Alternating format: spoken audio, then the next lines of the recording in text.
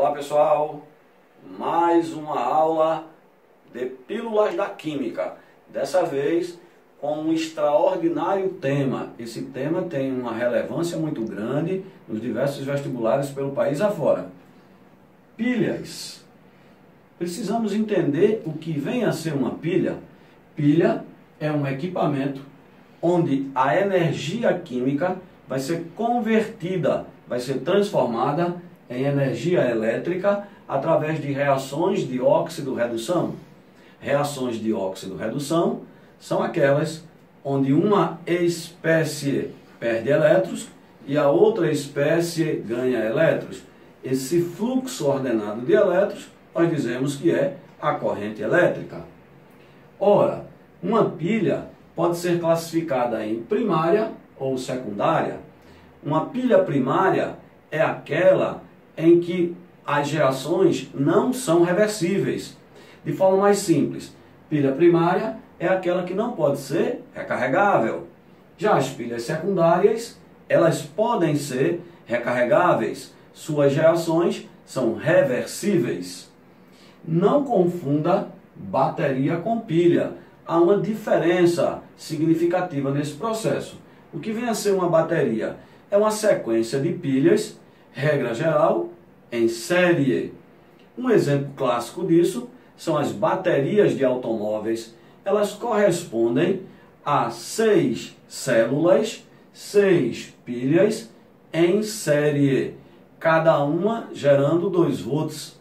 Como são 6, nós vamos ter um total aí de 12 volts. Um aspecto importante é que essas reações de óxido-redução numa pilha, ela tem que ser espontânea. Ou seja, uma espécie tem que perder elétrons espontaneamente para a outra. E aí se estabelece uma diferença de potencial entre essas duas espécies. Muito bem, mas nós sabemos que todo e qualquer processo espontâneo apresenta ΔG menor que zero. Ou seja, um ΔG negativo. E o que vem a ser ΔG? ΔG é a variação da energia livre de Gibbs. De forma simples, nós podemos dizer que ΔG representa o trabalho útil que o sistema pode realizar. No caso de uma pilha, é o trabalho elétrico. Existe uma correlação matemática entre ΔG e ΔE, que é a variação do potencial padrão, também conhecido como DDP, diferença de potencial, ou até FEM, força eletromotriz. Essa expressão é ΔG igual a menos NF∆E. Esse N é o número de mols de elétrons trocados entre a espécie que se oxida e a espécie que se reduz. F é a constante de Faraday. Lembre, para que ΔG seja negativo, uma vez que uma pilha é um processo espontâneo, a DDP tem que ser positiva. Por que a DDP tem que ser positiva? Ora, porque você vai ter menos vezes mais. Menos vezes mais vai dar menos, o que caracteriza um processo espontâneo. Ok? Essa expressão é muito importante. Então, toda vez que você calcular a DDP de um determinado processo e ele der maior do que zero, já saiba que ΔG será menor que zero. E o processo, portanto, é espontâneo. Você deve estar curioso com essa palavrinha aqui, pão, não é? Além de alimentar a fome, essa palavrinha vai alimentar a redução no teu pensamento em termos de tempo. Você vai, na verdade, usar essa pílula de ação imediata, ok? Pão, eu te digo já já o que cada letrinha dessa significa para nós. Olha aí, voltando. Você deve estar se perguntando o que essa palavra pão está fazendo aqui. Sabe o que ela está fazendo? Ela vai alimentar o teu conhecimento. Daqui a pouco eu te digo o que cada letrinha dessa significa, para que você, na hora da prova, não perca tempo. Use a pílula de ação imediata. Se liga aí. Precisamos saber qual é a constituição, qual é a intimidade de uma pilha, como uma pilha se comporta internamente. Vamos lá.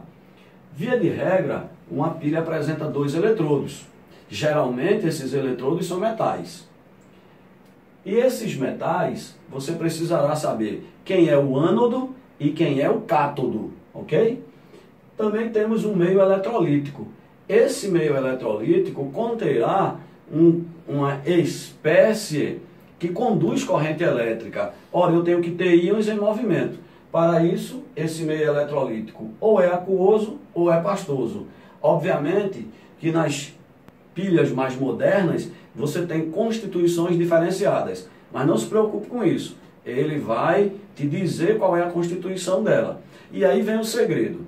Nas questões quali e quantitativas, aquelas que vão cobrar os conhecimentos conceituais ou a parte de cálculos, a parte quantitativa, ele vai te fornecer as semi-reações.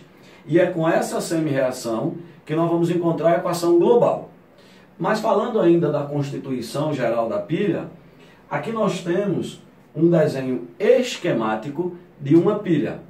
Você tem aqui um eletrodo A e aqui você tem um eletrodo B. Como vimos, regra geral são metais.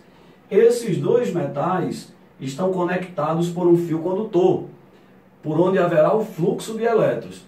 A gente chama esse sistema de circuito externo. Esse eletrodo A estará mergulhado em uma solução que contém cátions de A e um ânion qualquer. Essas espécies estarão em movimento dentro do meio aquoso ou do meio pastoso. Do outro lado, na outra semicélula, veja que o metal B deverá estar mergulhado em uma solução que contém cátions de B e um ânion qualquer. O ânion da célula 1 poderá ser igual ou diferente do ânion da célula 2. O importante é que essa espécie que está dissolvida aqui na célula 1 e na célula 2 sejam espécies solúveis. Muito bem. Nós temos aqui uma parede porosa. Essa parede porosa pode ser substituída por uma ponte salina, que geralmente é um tubo recurvado, é um tubo em U. Dentro deste tubo em U, nós temos uma solução. Esta solução contém íons. Ora, qual é a função da ponte salina? Permitir fluxo de íons. E qual é a função desse fluxo de íons? Ora, inicialmente essa solução era eletricamente neutra, tanto de um lado quanto do outro. Significa dizer que o total de cátions era igual ao total de ânions. Mas quando essa pilha começar a funcionar, vai haver um desequilíbrio nesses sistemas. De um lado nós vamos ter excesso de cátions. Ora, a ponte salina mandará ânions para equilibrar esse meio.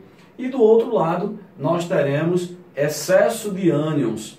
Consequentemente, a ponte salina mandará cátions.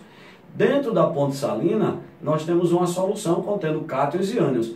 Não necessariamente iguais aos cátions e aos ânions existentes nas soluções. O importante é que haja um equilíbrio desse meio eletrolítico. Muito bem. Regra geral é esse funcionamento, é essa constituição de uma pilha. Mas veja lá, eu coloquei aqui um exemplozinho que é o que vai acontecer na prática. Na prática, ele nos dará semi-reações. Frequentemente, para cada pilha, nós vamos ter 2 semi-reações. Isso como regra. Fique atento. Numa pilha, você tem que ter uma semi-reação de oxidação e uma semi-reação de redução. Neste exemplo aqui, ele forneceu 2 semi-reações. Você vai ficar atento aos elétrons. Ora, neste caso, os elétrons aparecem em ambas as reações no segundo membro. Toda vez que os elétrons estiverem no segundo membro, você estará diante de reações de oxidação. Se a reação é de oxidação, o potencial padrão fornecido também é de oxidação. Significa dizer que neste caso as 2 reações são de oxidação? Isso pode? Claro que não. Então o que é que você vai fazer para encontrar a equação global? Você vai repetir uma delas e inverter a outra. Como é que eu sei qual é a que eu vou repetir? Ora, você vai repetir aquela que tiver maior valor numérico para E0. Neste caso aqui, ó, a segunda tem valor numérico para E0 maior. Mais 1,5 é maior do que menos 0,5. Então nós vamos repetir a segunda e inverter a primeira. Significa dizer que a segunda, que estava sendo colocada como uma oxidação, quando você inverte ela vira uma redução. Então nós teremos assim, invertendo a primeira, nós temos A mais que estava no produto, passa agora para o reagente. Então A mais no reagente, A zero no produto. E eu vou repetir a segunda. B0 que estava no reagente, continua no reagente. B mais que estava no produto, continua no produto. E aí nós somamos também o potencial padrão. Ora, lembre-se que você inverteu a primeira. Era menos 0,5, passou a ser mais 0,5. E você repetiu a segunda. Era mais 1,5, você está repetindo, continua mais 1,5. Somando, nós vamos ter aqui 2 volts. Então, a DDP máxima gerada por esta pilha é 2 volts. E é a partir dessa equação global que ele fará várias inferências do ponto de vista experimental e do ponto de vista dos cálculos. Então, nós vamos ter aí um misto de questões que podem aparecer. Mas isso fica para um próximo vídeo, todas as explicações conceituais e em termos de cálculos. Um forte abraço para você.